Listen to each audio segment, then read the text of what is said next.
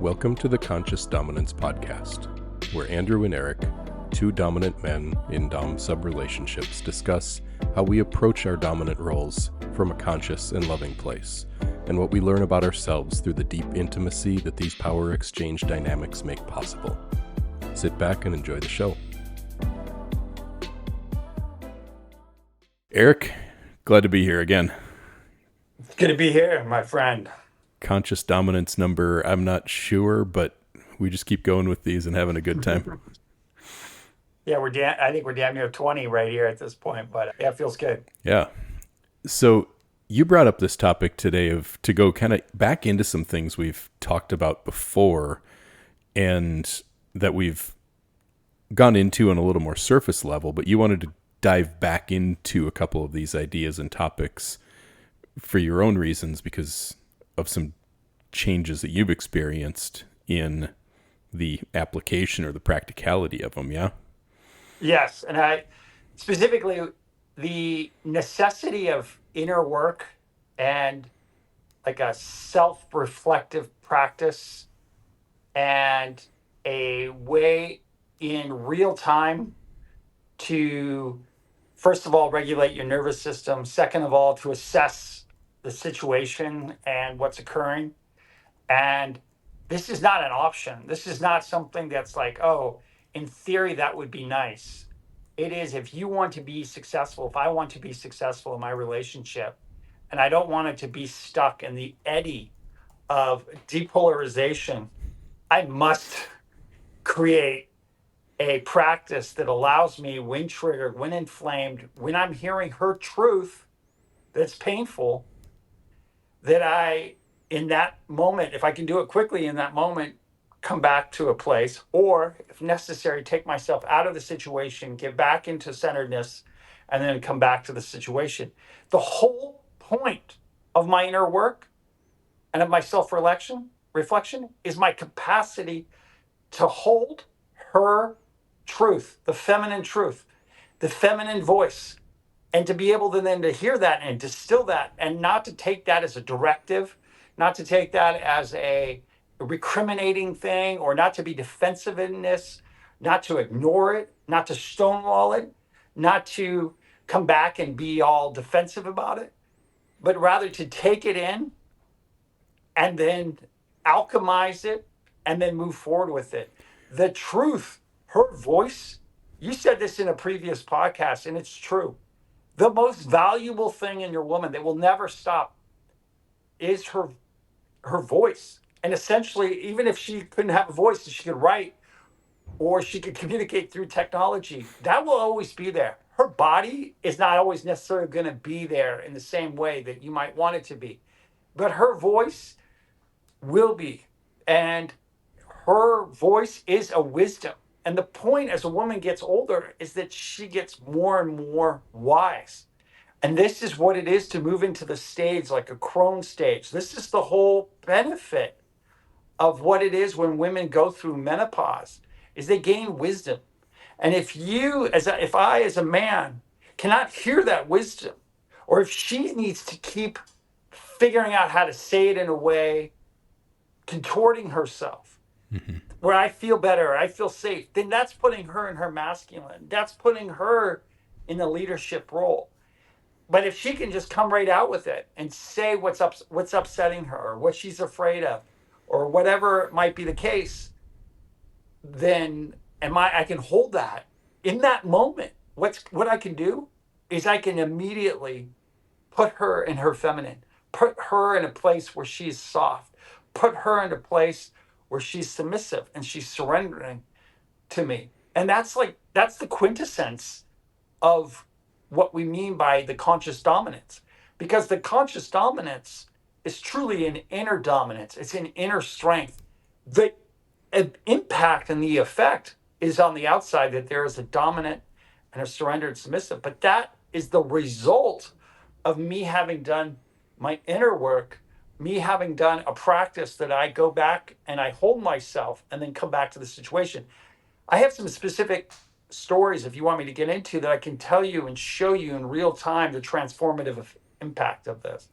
Yeah, I'd love to get into that. Before we do, right before we hit record, you were saying how this is something that you felt like you understood in concept before, but now it's landed for you in a much more visceral and kind of real way. What has that felt like to you to go through that process of the head knowledge to the experiential knowledge? Oh, it's life changing. Rachel gives me an opportunity to literally change my reaction in my nervous system to fight, flight, threats, and how I'm able to hold myself in those situations. She's uniquely positioned, being the person that is my love, being the person that I, as a masculine, want to be able to look and feel respect from her and feel in my power with her, that if she comes at me in a way that might threaten that, or it feels in my nervous system like it's a threat to that, or in any way that her words speak to a truth about my core wound or my insecurities, what happens is it's an incredible effective tool to trigger the points of me that inflame that. And so the practice of being able to get triggered and then in real time, first of all, not react, but be able to choose how I want to respond and know, oh, wait, this is a big inflammation. I might need to go for a walk. I might need to step outside. I might need to stop this and come back at another point. And you asked me, how has this made it real time? There is no way to be able to handle Rachel, or any woman that's a powerful woman speaking her truth, unless you are doing your inner work, unless you are holding yourself in self reflection. Otherwise, what can happen and has happened for me is we get into this, like I said, this depolarized eddy that plays out in either two people silencing themselves, or two people combating and fighting with each other, or in your head trying to work it out and then work it out and work it out and work it out. But Like you what I can have found, talk about it until you and can, endlessly, yeah. endlessly. And what I have found is that if I can work on my nervous system and come back and right energy and hold her, I literally, whatever she's bringing up is kind of irrelevant to the point. What she's testing me unconsciously or even consciously is, can I just hold that energy in that moment? Because that's my capacity to do that. There is the same capacity of another dragon coming my way, metaphorically. And will I be able to hold that so that she feels safer out in the world? And this, instead of thinking and bemoaning that as a part of the relationship, that's the point. And it literally should be happening more and more and more, because guess what? What you asked is, it's changed me. It's changed me. It's brought me into a more centeredness. It's brought me into confidence. And most importantly, it's alchemizing my pain. It's alchemizing my truth, so that those pains that were there and those truths that were there, they may not ever completely go away, but they're not at all running the show anymore. They're not at all calling the shots. I'm able to honor them, see them, recognize them, accept them, and damn near embrace them as a part of me and not something that's ruling me. Yeah. And that really is the process of any really deep conscious integration. It starts with understanding a concept, and then it moves into seeing yourself not living that concept, and then it moves into basically dipping your toe in the water and realizing what living that would actually feel like, and then starting to integrate it and recognizing that it is helpful and that it's better. It's not as scary as it sounds like or feels like it's going to be when you first hear, like, accept all of her emotions without being triggered.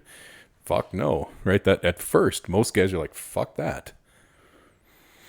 So you said you had some stories or examples. I'd love to hear a couple of those. Yes. Well, just recently, we definitely had some opportunities to navigate some tumultuous weather. I think we've talked about on this podcast my injury that I've had in my shoulder. And we've talked about some of the other challenges that I've had. Also, some of the challenges that I've had just where in integrating myself into my professional life and other, just sort of where I fit into the whole system with between her and I and how it all kind of works out. And when she was bringing up some things that were really valid, completely valid, I reacted. I did not respond. I reacted. And my reaction was defensive. My reaction was like a composed trigger. And it wasn't me flipping off and like freaking out. It was calm, it was collected, it was this, but it was definitely I was activated. And then she kind of amped up her thing, almost calling that out. And then it became something where I continued throughout the day coming back at her with a lot of words. Like I just kind of coined this right here, but the depolarized eddy of conversation. I kept trying to fix it with her.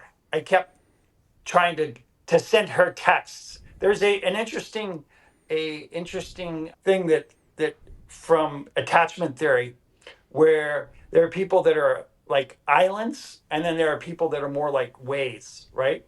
And or there are people that are more in flow and flux and kind of weathery, and then there are more island. And Rachel and I, she's an island. So she when she gets triggered or is impacted, she goes and isolates herself. When I get activated and triggered, I want to combat. I want to come at her. I want to talk it out. I want to like I get more needy and I get this kind of way. I can go back and forth. I forget the exact term, but I can go back and forth. But her island brings out my neediness. And so created a situation where even though I was thinking I was all in control and I was composed and I had my shit together and I felt like really proud of myself, I hadn't really done the emotional work to recognize that I was still inflamed. I was still, Rachel has this wonderful thing called the ladder through Arosha that she works with, where emotions in the red, and then as you kind of move up the yellow, we've talked about this before, orange and yellow, and this kind of also parallels with that book, conscious leadership and leading from above the line. And I think the same thing applies in a relationship like this, because as long as I'm below the line, and then I'm coming at her, even though I'm composed, even though I'm not throwing things, I'm not hitting things, I'm not angry, I'm not yelling, I'm not cussing. I'm coming at her in an energy that's needy. I'm coming at her in an energy where I'm needing her to do something so I can feel better. I'm needing her to respond in a certain way so I can feel better. And I'm sending these long texts, making these audio recordings. Well, first of all, I knew enough to not send the ones where I'm inflamed and yelling and all these, but I'm thinking I'm making so much progress by bringing her the much more articulate, cleaned up kind of version of this. And it was interesting because I got in this swirl. This lasted like a day, this is a whole day out where I'm kind of in it, stuck in it. And then by the end, she just gets bigger emotions by the end of it. And it broke me. We're pretty much that night, for the first time, I think we did it one other time in our relationship, but we slept separate. Like she was pissed and she was just, and I, I got pissed. I left. It was like we slept separate. Next morning, wake up and I'm like, oh, fuck. I was on me. That was completely on me that whole day. All that situation, that was on me. And I had got out of the trigger and we spent 2 hours reflecting on what we actually went down that day. And I realized, oh my God, that energy that I had been in where I was um, trying to talk my way out of it, where I was going to her to kind of fix it, where I was looking up in the relationship books like how to fix the fucking thing. This is where most relationships go to die. Is this space where Mm-hmm. it's like relationship therapy. It's like this place where the guy thinks he's doing it right and he's doing all the right things and he's trying to fix it. And thank God for Rachel, because what did she do during the situation? Because I've told her in the past, I said, when I bring you this, don't play that game with me. Just either don't talk to me or come back me with your truth that's in an emotional, like, filled place. Boy, did she bring that to me. And I'm holding myself, holding myself, holding myself, but I'm still trying to come back at her from this energy that's needy, that's trying to prove something to her. Like, oh, I'm so good. I didn't punch a wall. I'm so good. I didn't like do this. Let's talk about it. And again, I'm still coming at her from this needy energy. Next day, it was clean. And I finally get to this place where I don't fucking care what. I didn't even know for sure if she was going to come back and where we were at. It didn't matter where she was at. She could still be feeling everything, but I didn't need anything from her anymore. I didn't need to prove anything anymore. And then I everything fully, de-escalated, right? and then I fully accepted my place, that it was my fault, and this whole situation, it just dissipated. It Yep. all went away. And we had this great conversation where it was a real conversation where I was able to own my part, and I was able to inform and be clear, but not from a needy, explanatory kind of place of what went down and then her down. It was such a wonderful kind of like teaching moment for myself and a learning moment where often when we say don't react, it's almost like, and this is why I love the ladder that she's got here, because in the red, and often men, we're so proud that we're not in the red anymore, that we're not reacting, that we're not getting angry, not pissed. But there's this place that's right over above the red with orange and yellow where we get needy and we're defensive, and we're not actually, as a language that she uses, where she says, we're not actually speaking from source. We're not speaking from a place that's true inner confidence. It's true inner strength. And this is the difference between where the old school dominant is trying to control her, is trying to say, hey, you need to behave a certain way or I will punish you. And what we're trying to say is we need to control ourselves, but move ourselves energetically up to another place where we become energetically indifferent to where she's at. And we are dominating the energy to a point where her energy does not affect our energy. And then that energy becomes the energy that dictates the moment. And this is exactly what we spoke about in our conversation that we had the other day about energy and coming into a room and that kind of thing. But this is why, when I said at the beginning of this podcast, the practice of self-reflection, the masculine practice, this is the emotional intelligence that's able to sift through these different grades of what it means to not react. And then a lot of times the space of reactivity, that's where we're trying and we're needing somebody, we're being needy, and we are hoping and trying to prove our power. And we have a proving energy and needy energy. Again, both of those situations, we are hoping to gain something by our behavior from that other person and trying to please her and trying to appease her. And as long as that energy is in that situation, we're not actually the dominant one. We are actually the one that's subservient to that. Or pause. Yeah, you hit on a couple of really interesting points. And one of the things that I've had to grow through for myself has been getting to a point when I can recognize when I'm in that reactive state, because we think reactivity is just like the snap reactions, hot temper, maybe the quick defensiveness, the verbal or physical out, like lashing out, right? And that is one form of reactivity, but the neediness is another form of reactivity. And it's hard to, at first, especially, to recognize when you're in that. One of the ways that I learned how to recognize it was something that was probably 10 years ago floating around the internet, was this thing for guys talking about how to overcome what they called deering, which DEER is an acronym, DEER, for defending, excusing, explaining, and rationalizing. That's a good one. So when I started to be able to see myself in these reactive, needy states was when I was getting defensive. When I was, because, well, here, I want to just touch on each one of those four really briefly. Defensiveness is a needy energy because you, and it's a reactive energy because you are showing her that you feel the need to defend yourself against her. You're perceiving her as a threat. So there's no way that she can ever perceive you as the dominant one when you're being defensive and defending yourself against her. Explaining is a reactive and needy energy because you are trying to justify yourself. You are trying to convince her that you are right because you're afraid of being wrong, because you're afraid of what being wrong means. It shows inner fear.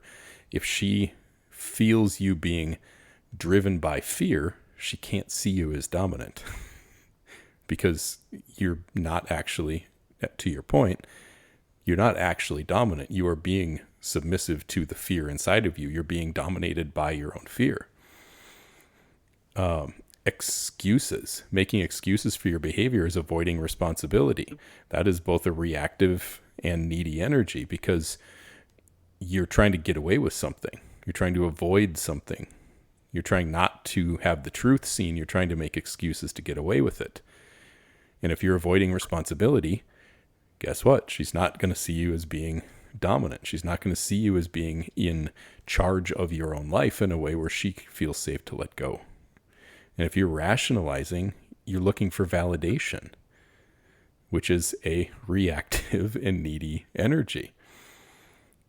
And if you are looking for validation by rationalizing yourself and using overly rational arguments in emotional situations, she's going to see you as being driven by that need for validation and the need to be right, neediness. And when I was started to see myself in any one of those states, I could recognize I'm in one of those places where I need to do this thing you're talking about, which is that practice in real time of bringing myself back to center and not having to wait until the next day, which I did plenty of that before I started to see this, where it was a day or two or three or a week before I recognized, oh shit. But you get better at this. And you get No, better. you do. I mean, I just got this morning, had a situation and I was inflamed and I just stood up. I was like, fuck, I'm inflamed. And I just turned around, breathed, came back down, and I just was like, here's what's happening inside of me. And I literally did what you said in our last podcast. I wasn't trying to explain in a way that was defensive or an overly explaining kind of way. It was just like it there's a tinge of vulnerability, but not a desire for not a performative kind of vulnerability. It was literally just like, this is what's happening right now. I'm inflamed and here's why. This is what's going on. And it's crazy how that acts as this escape valve of moving. It's counterintuitive, but the very thing that feels so vulnerable is the actual thing that's helps you to stand in your power. That with the feelings when we are inflamed and we feel really right and justified and really powerful in that inflammatory rage or whatever, that actually is the opposite of the real strength that we're talking about here, the real dominance. That's actually a time. There's a time and a place for that, but it's not usually. It's rare with your woman. Like there is a time and a place for that fight or flight reactive kind of thing, but that is not when she's pointing out some financial issues about the house or something. This is not the way that we need to respond to that situation. And so knowing that and being able to come out of that and move through that and like feeling it flush, that's the power, and that's where the self-reflection becomes really important. And the practice is you're seeing and feeling this interior happening, and that's where she can start to trust you. And that's the difference between a guy that she wants to trust and be with and a somebody that she's doesn't trust. I've been using James Bond more and more as an He's a good one. example of non-reactivity Yeah, he is. He's really good. because you can see the stillness. And obviously Oh this is yeah. a fictional character, but it draws a really beautiful example for us of a man who can be so intensely present and even to go through insane things that are obviously uncomfortable, like in Casino Royale, and he can he can stay present. He's not over focused on his inner experience. And that's an important part of this. We do this inner work so we can stay present with everything going on around us. It's so we don't have to be in our inside. The inner work is Hmm. there to actually clear the inside so we have Exactly. more spaciousness and we're not actually being ruled by the inside of us. We're actually able to have that situational awareness and be out there in the real world Yeah. receiving that. So exactly what you said. And then we can do things like listen really well or be very attentive lovers Hmm. or even be particularly acute and aware of the tendency we might have to lose presence in a situation so that we can be on guard against that, to stay present, knowing, for example, we talked a couple episodes ago about the feminine cycle.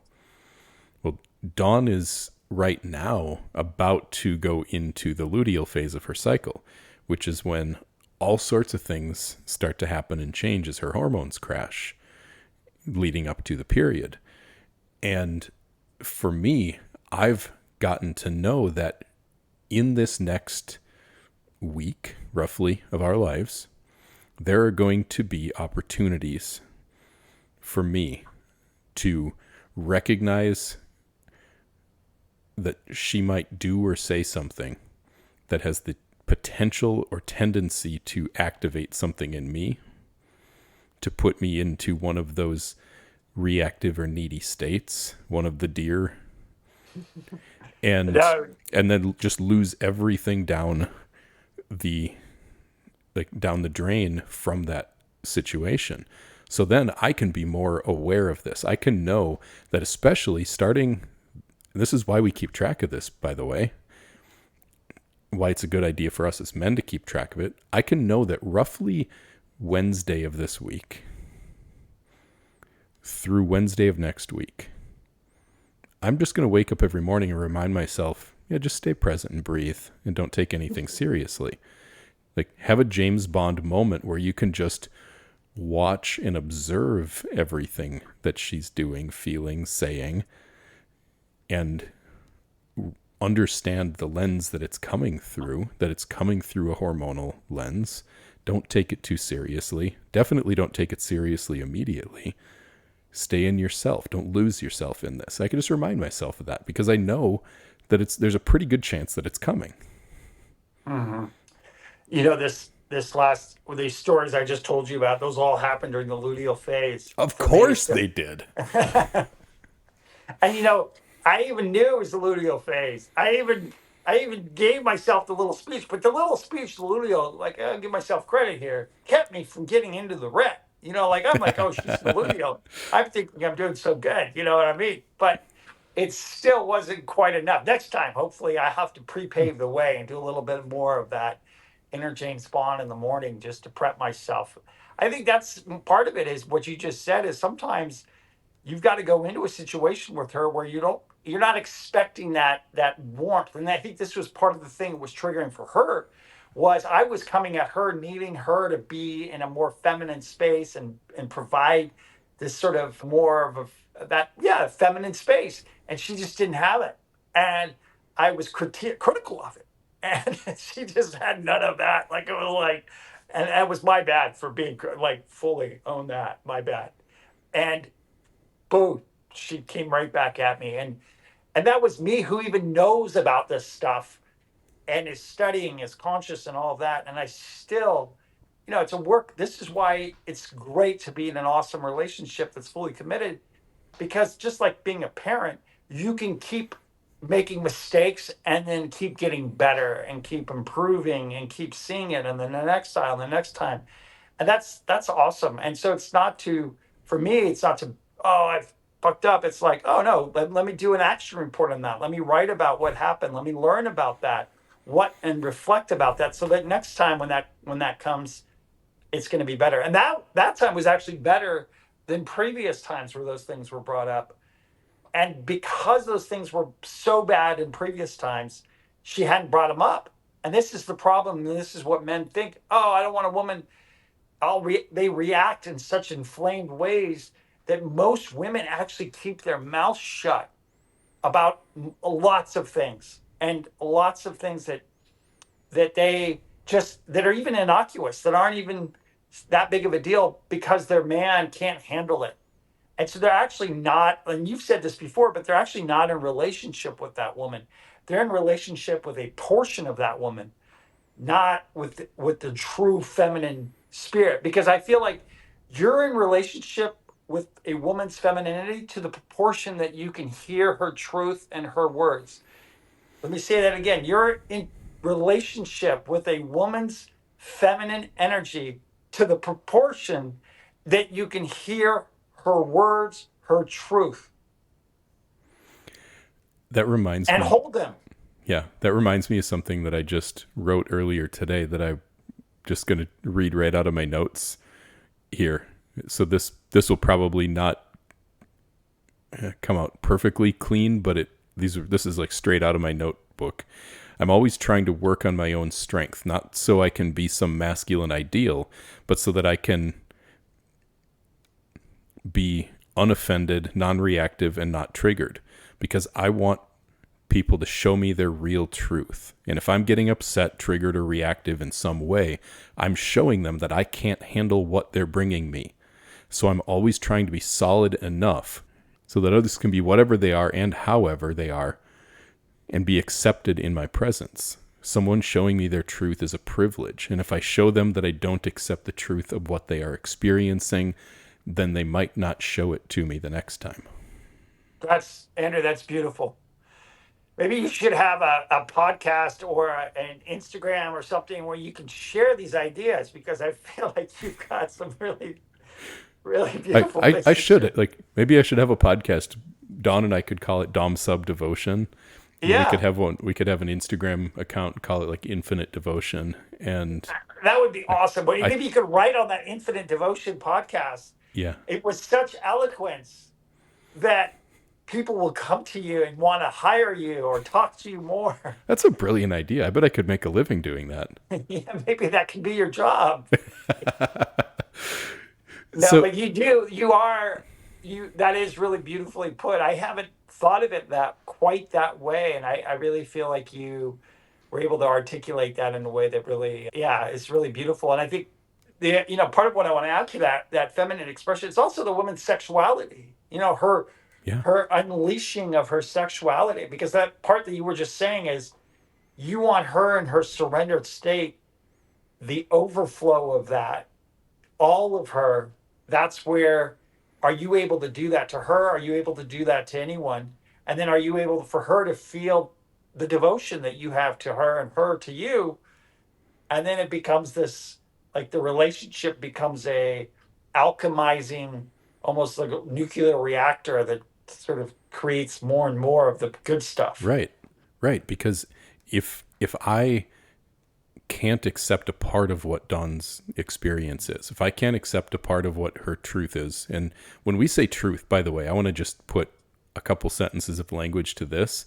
When we say a woman's truth, I mean the truth, and we mean the truth of what she is feeling in this moment. That is the truth for her right now, and we have to accept that that is her truth in the moment.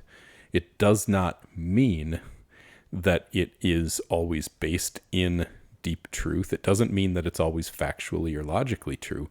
It's the truth of what she's feeling and experiencing in that moment. So that is what I can't reject in her, even if it doesn't make sense, even if it's not logical. Chances are it doesn't make sense and it's not logical. It's not supposed to be. It's emotional. She's a feeling being, not a logical being.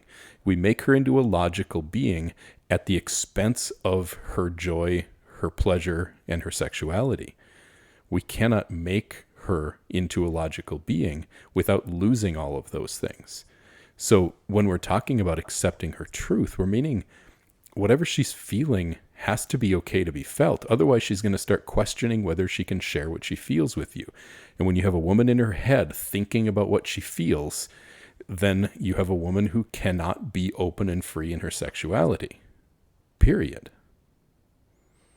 Right. And if you're constantly reminding her, you want to talk your way out of it, like the problem I had the other day where I got stuck in that eddy, in the language eddy, in the talking eddy.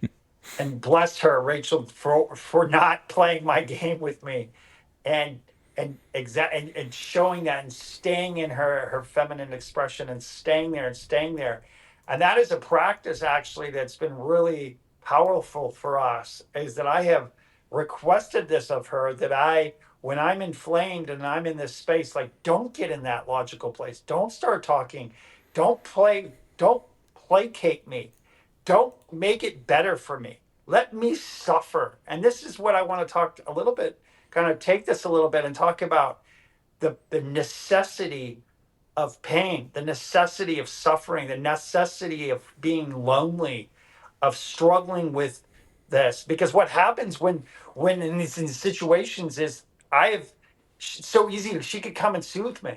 She could come and make it feel all better. She Mm-hmm. kiss the boo boo on my head, and mommy can come make it all better for me. And like, and then she can come and this is the mom son complex Yep. that just is perpetuated. It And will, this is, it'll lower the pain, it'll lower the pain for me in the moment, and it'll but depolarize the energy it'll depolarize the energy. and And take this is all of her why, sexuality. exactly, and this is why she needs, by necessity, you want a man who's in his dominance and who's strong, you make him suffer. And I don't mean you make him suffer in the sense of like, oh, I'm going to make him suffer, but let's put it this way, allow him to suffer. Like, allow him. Don't come in and fix it. Let him go through his pain and his struggle. Let him find practices and watch. Is he going to go numb himself? Is he going to go to the porn and to the drugs or to the whatever to numb himself? Is he going to avoid feeling that? Is he going to distract himself? Is he going to just be obsessed with sports and all this stuff to avoid feeling the numbness and the pain of whatever was triggering him? Or can he go and sit with those feelings? Can he sit with the flush and then alchemize himself, come back stronger and with more inner confidence? That is powerful for her. But the necessity is that moment of pain. It's necessary for me to be in that pain and in that suffering. And that's where it becomes like a shamanic experience. It has the potential where there can be some really deep excavation that can take place in me when I'm able to hold myself in that. And that's where I can really hold and sit with my pain. And my pain becomes a teacher for me. And the pain could be long term that I see and I sit with. And it's been really interesting lately for me to be and witness the pain, shoulder pain, other pain that I've been having, and just be like, oh, you're there. And not avoid it and just be gentle with it and sit and let it sit in the sidecar with me and yet drive where I need to go and show up with her where, yeah, an acknowledgement, not necessarily out loud, but to myself, that I have this pain. Consider those things, but I'm not ruled by those things. I'm not trying to flex. You know, those guys that sit and they puff their arms out a little bit to make their muscles look a little bigger. Am I trying to prove myself by being so tough? Am I trying to dominate in this sort of way that's all over? Or am I coming at her in this, like you said, James Bond kind of stillness, a stillness that she can see and hold, that there's a gravitas, and it feels to her like something that can hold her nature, can hold her expression, that he can hold his pain. If he can hold his pain, he can hold her pain. This is how I tell women that you can create your own safety. You help to build your own safety when you don't protect a man from how you feel in response to him. Don't protect him from how you feel.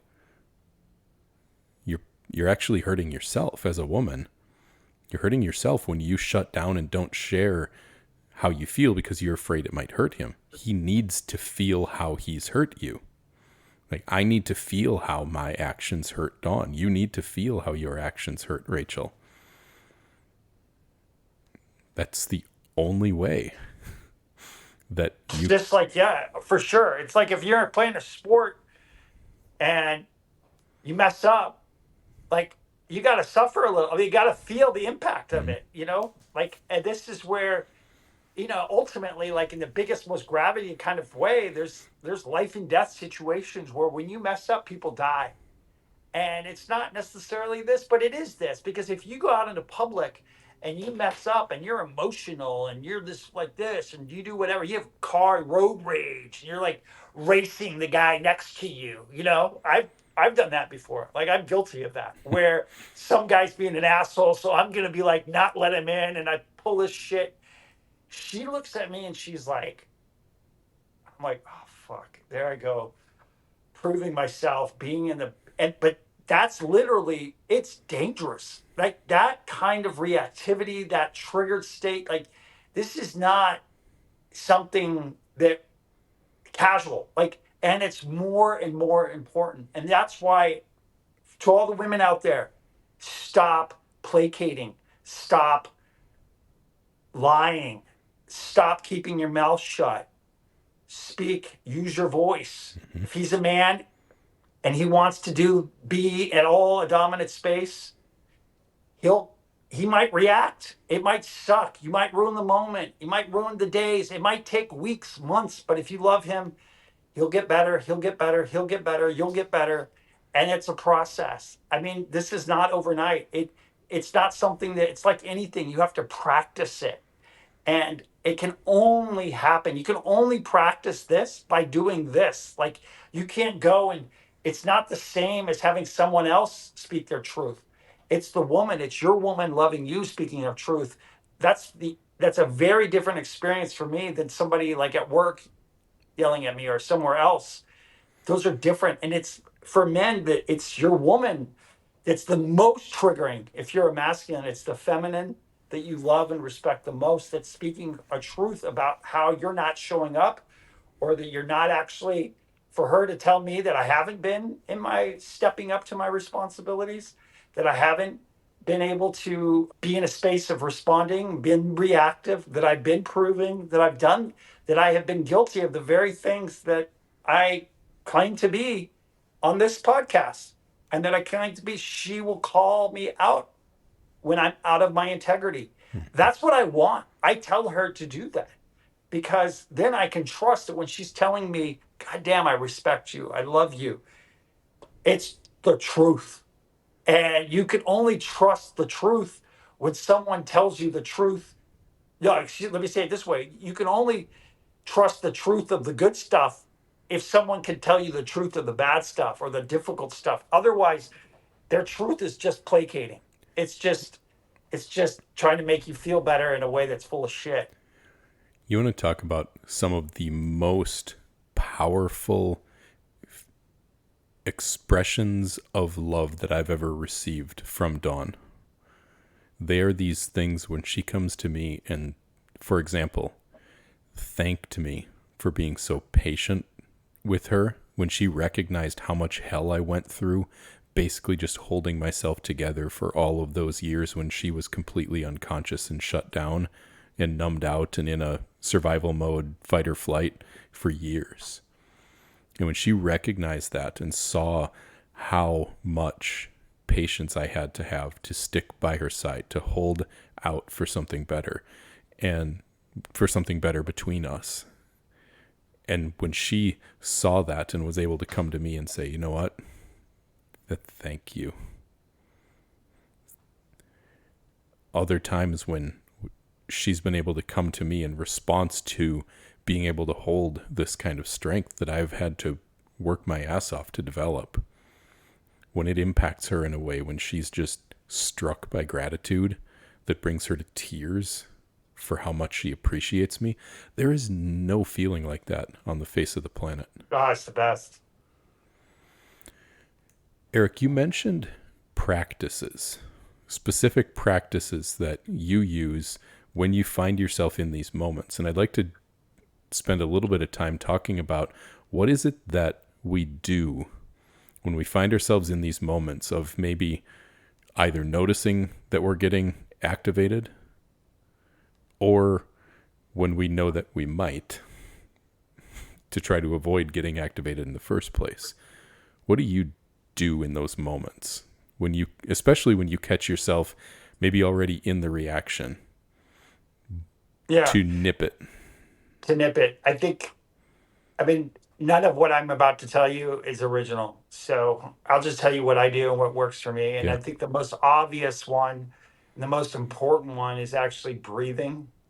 So for me, really being able to have some sort of breathing practice, and it can be, don't overly complicate it. Like literally just slowing down my breathing, just taking deep breaths, holding my breath, just bringing awareness to my breath is massive, massively important. The other thing is take my energy when I feel myself all up here like this. Oh, I even do that on the podcast sometimes. Oh, up here like this, I get excited above my head. Bring my energy down into my cock, down into this other area. If I can just literally feel like, where's my fire? Is it down here or is it up here? Like bringing that energy and like really, and like just even just doing some little cock twitches that just like feel the energy, feel your chi, like let that be where it rests and where it sits. So those two things, and then another big one for me is if I'm really getting inflamed and I need to check out for a moment. I live fortunately in a place where from my house I have trails of nature that are all around it.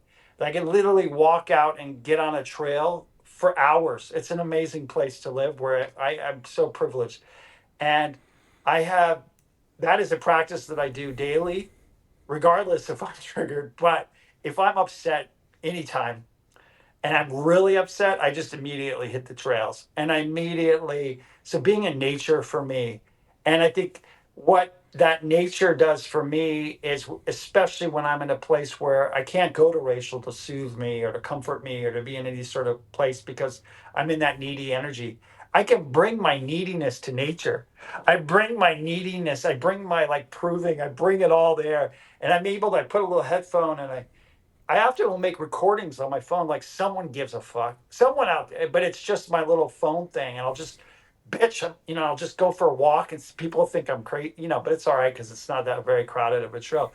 But I'll just talk and kind of release this charge, and just kind of be a bitch, whine, and just cry, like let out all my complaining stuff, and then it's just kind of like out, and I'm like, okay, somebody heard me.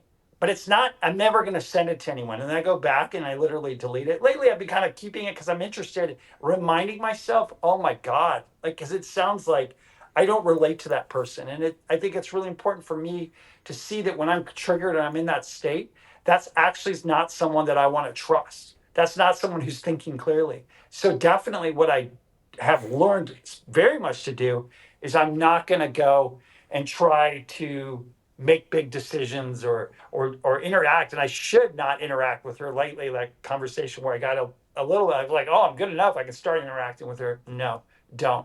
So I think that the Just the no. breathing thing is really important. Moving the energy down into my middle region, the cock energy, important. And then I think being in nature is really important. And then lastly, another thing that's really helpful for me is writing. So I've used writing a lot, and I've used writing to reflect on later. I've also used writing when I'm really angry, and I'm like, that part of me when I'm like that day, for example, when I was sending all this text to her, I should have just gone and written all that text and then not sent it to her. Like I should have just wrote that all out because I'm in my head and I'm in this kind of energy that's there. But you're literally all of these practices are a way for me to be with my feminine and my feminine energy, my inner feminine, and be able to hold that and have a confinement for that. And so I have another thing that I do, which is kind of like you have interval trainings where you do, when you like a time and then you work out and then another time. I'll do the same thing with my writing. So I'll say I'm going to write for 20 minutes, 750 words in that 20 minutes. And that's a pretty good amount of time to write 750 words where you can't stop. And it just forces me to get that out there and do that. And then when I'm done with that, I feel like I've accomplished something, and I'll do that. And then also I have a whole little practice I can get to later that's a little more complex about that I don't want to take this time to do. But that sort of commitment, it's not just like random writing. It's like I go in, I've got 20 minutes, I'm going to do 750 words. So you bring a little structure, and the same thing with the walk. I'll go out for 20 minutes out, come back 20 minutes, or if I've only got 20 minutes, I'll go out 10 minutes, come out 10 minutes. So I bring a little bit of a container to these, or the breathing I'll count. But when I can bring a little bit of a form to those things, I'm not just sort of flailing all the fuck Hmm. around. That's really helpful. And I find time is a really helpful way to bring a container. Yes. Everything you said, I would fully endorse, because what you're talking about here are embodiment practices, grounding practices, and creating structure out of chaos, creating structure to contain chaos. Like, it is the basis of masculine expression. And what you're doing is recognizing yourself. When we're in a triggered state, we are in a feminine expression. We're inverted in our own polarity. We need to bring ourselves back into our true polarity that's in alignment with our core, with our essence, which means we need to uninvert ourselves, which starts by accepting the fact that we are where we are. And so I do similar of all of the same things. I would say the only thing that I do a little bit differently is the writing is where I go first. I will always sit down with my journal and write. And at first I will always do that uncontained, because it just needs to get everything that's spinning in here. It just all needs to get out. And one of the things that I will do is I will go get a workout in. I'll go move my body and work. Yeah. Before I injured myself, I was working. That was, yes, I agree with you completely. Breathing, all of this, really what it accounts to, or what it all comes back to, is we have to get back into our bodies. We got to get out of our heads. We got to get out of our feels and back into and settled into our bodies. One of the things that I really love is this concept of the pause. Hmm. Being able to see in those moments when, like, she just said something and I'm about to go, oh, fuck, that's one of the classic little reactions that we don't realize is a reaction that gives Right. away our triggered state, is just the little scoff, the little eye roll, the little, even internal, just even if you don't let it out, you just feel it, like, oh, fuck, this fucking shit again. Any of those little things inside of your own head or in your inner voice show you that you've already lost containment of yourself. You've already lost your inner dominance by the time that oh fuck, here we go again comes out, or the eye roll or the scoff or whatever. You're already in the reactive, triggered, and therefore needy state. So being able to be present enough, and this is why I work every single morning with a meditation practice that is aimed at helping me be present with the reality of what I'm doing. It's like pre-practicing so that I can be present with the reality of every moment. That's my objective, so that when she says something and I feel that little coming on, I can just pause just long enough to recognize that it's coming, and then maybe choose something else. Like, I'm going to look at that later. And if I can do that, and I try to amuse myself with it, honestly, because there's something about being in a situation where maybe your woman expects you to be triggered, or maybe she's even testing you to see if she'll trigger you, and you just go, you little smirk on your face, like, not today. Mm-mm. Not playing with you. You don't say that. Just the smirk on your face. You say, I'm going to go grab a drink of water. Do you want an ice cube down your shirt? Whatever.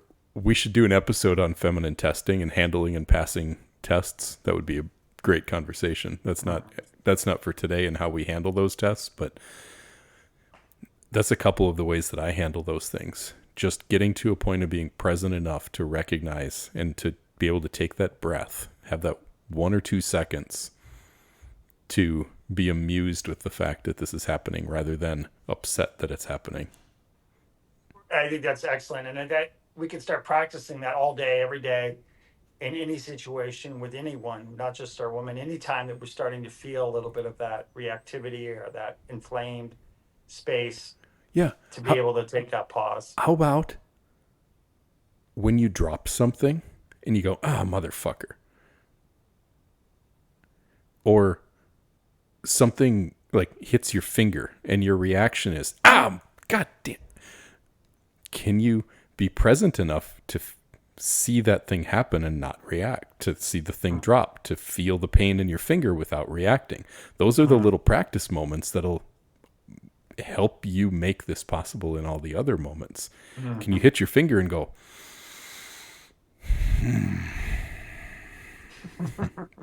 fuck, that hurt? And do it in a way where you can be present with it rather than reactive to it. If you can build that skill, you can be a ninja with this stuff.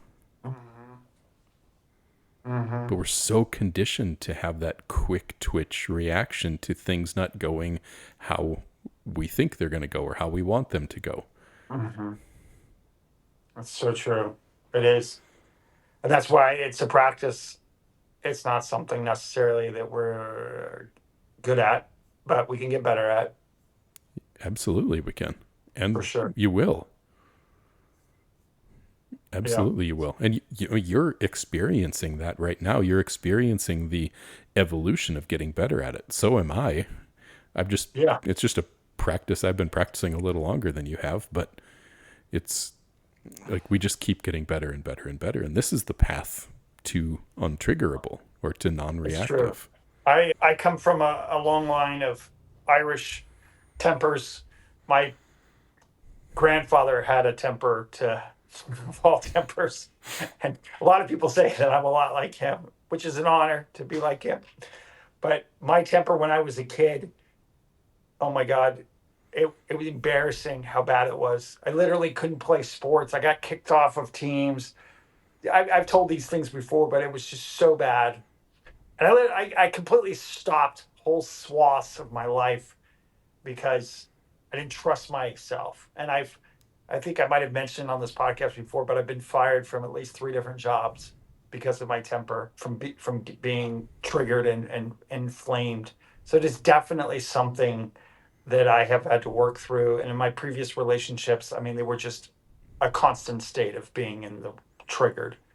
And to the point now where when I'm not in the red, I can feel that, and I'm not in this extreme place over here in the red, but I'm just moving. I can honor and be like, oh, the other day that I'm saying is so bad, that actually was progress. But it helped me to see, oh, it's still not enough. And I think part of the practice that we are offering and that we speak about is an excellence. It's a meticulousness. It's a craft where you know that there's always possibility to get better and better and better. And you will feel that because the result is your woman in a certain feminine state that's lovely. And your energy being able to be strong and confident, even in this midst of situations that don't seem like they offer that. To me, it's really a pursuit of excellence in relating. It's a pursuit of excellence in leading. And an artist versus a scientist. It's true. It's a craft and a craft. Yeah, craftsmanship is a great analogy to this because you think about woodworking, right? Like you can always learn another skill. You can practice more. You can, like if you're carving or a sculptor or anything that takes craftsmanship, you can know how to do it, but then you can just continue to get better and better and better. And that's really what I call men to here is invest in being the best that you can possibly be and then continue to improve yourself from there. Why not? It only results in more fun, more like feeling more solid and strong for yourself, having more sex with your woman, having her love and appreciate you more, having more confidence in yourself, feeling worth like it only good stuff comes from this. Right. It's just going to hurt to get there. Well, it's just like any craft. When you're doing true craft, there's always these moments that we might call dips. You know, there are these moments that I think Seth Godin is the one he talks about this, but this like dip where that happens again and again, and where you start to get good, and then you feel good about it, and then you're like, oh, it gets really hard, and then you get better, and then you get hard, and then it gets better. These cycles come in and out where, and a lot of that when it's really hard is your ego dying, or my ego, and I don't feel like you can have a true ego death without it being painful. I mean, that's when you know that the ego's dying, is there's this pain that you're able to sit with and hold. And I think you can have, my experience is that the ego dissolving and the ego death comes from when I can simultaneously feel the pain and then love the pain, love myself, love, be compassionate, be gentle to that. If I'm always at war with the pain, I'm not actually allowing that ego death to occur. I get sort of stuck in a place. I think a lot of guys get stuck where it's almost they get petrified, and yet they come off really tough, but they're really just scared, and they're using their toughness to block off the part of them where that ego is being fractured, and they're scared to death because that ego has held them together. But they don't realize on the other side of that ego death is the spaciousness, which can afford them the inner strength that allows them to be, as you call it, the James Bond, or these moments of true equilibrium, a true spaciousness where she can feel that, that's not triggerable, that's in response and not in reactivity. Beautiful place to wrap this conversation up. I think you summed it up excellently there. Thank you again, as always. Look forward to this every week, and I look forward to it again next week. Thank you. Thank you, Andrew.